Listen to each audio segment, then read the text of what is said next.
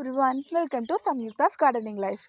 உங்களோட ரோஸ் பிளான்ட்ஸ்லேயும் இந்த மாதிரி மொட்டுக்கள் வச்சு அழகழகான பூக்கள் பூக்கணுமா? அப்போது நான் சொல்கிற இந்த ஃபெர்டிலைசர் கொடுத்து பாருங்கள்.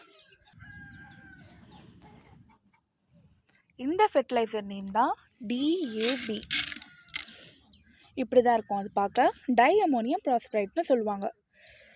இது நீங்கள் எல்லா உரக்கடையிலையும் இது கிடைக்கும். கேட்டால் ஆன்லைன்லேயும் அவைலபிலிட்டி இருக்குது. இப்போ நம்ம இது எப்படி போடலான்னு பார்க்கலாம்.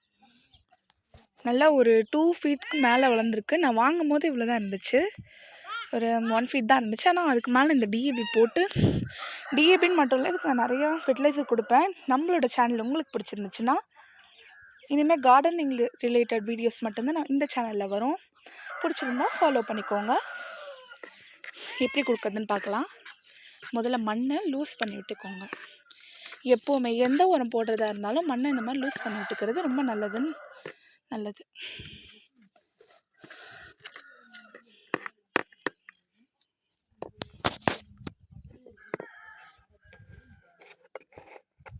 சரி, டிஸ்டர்ப் பண்ணாமல் பண்ணிக்கோங்க.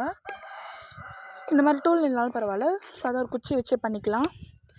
இப்போ இந்த மாதிரி மண் நல்லா லூஸ் ஆனதுக்கப்புறம் இந்த DAB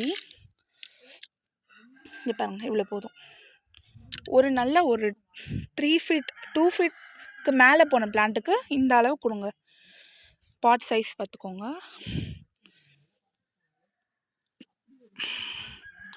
வேர் இல்லாமல் சுற்றி போட்டு விடுங்க.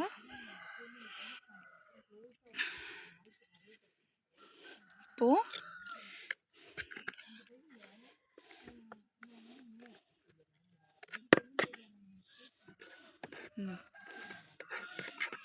எல்லா நர்சரிலையும் இந்த விஷயத்த எல்லோரும் ஃபாலோ பண்ணுவாங்க.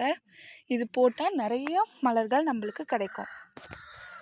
அப்புறம் எதனால் நம்ம மண்ணை முதல்ல இந்த மாதிரி நம்ம நல்லா கலரி விட்டோம்னா நம்மளுக்கு செடிகளுக்கு தேவையான ஆக்சிஜன் அப்போ அதுக்கு ரொம்ப நல்லாவே கிடைக்கும். ரொம்ப மண் இறுகி இருந்துச்சுன்னா இந்த ஃபெர்டிலைசரும் அந்த வேருக்கு போய் சேராது. அப்போ நம்ம செடியும் ஒழுங்காக துளுக்காது. உங்களுக்கு நம்மளோட சம்யுக்தாஸ் கார்டனிங் லைஃப் சேனல் பிடிச்சிருந்துச்சுன்னா ஃபாலோ பண்ணிக்கோங்க. இந்த சேனலில் கார்டனிங் ரிலேட்டட் வீடியோஸ் மட்டும்தான் இனிமேல் வரும். தேங்க்யூ. உங்களுக்கு ஏதாவது ரோஸ் பிளான்ட்ஸை பற்றின டவுட்ஸ் இருந்துச்சுன்னா கமெண்ட்டில் சொல்லுங்கள், நான் உங்களுக்கு கிளியர் பண்ணுறேன். தேங்க்யூ.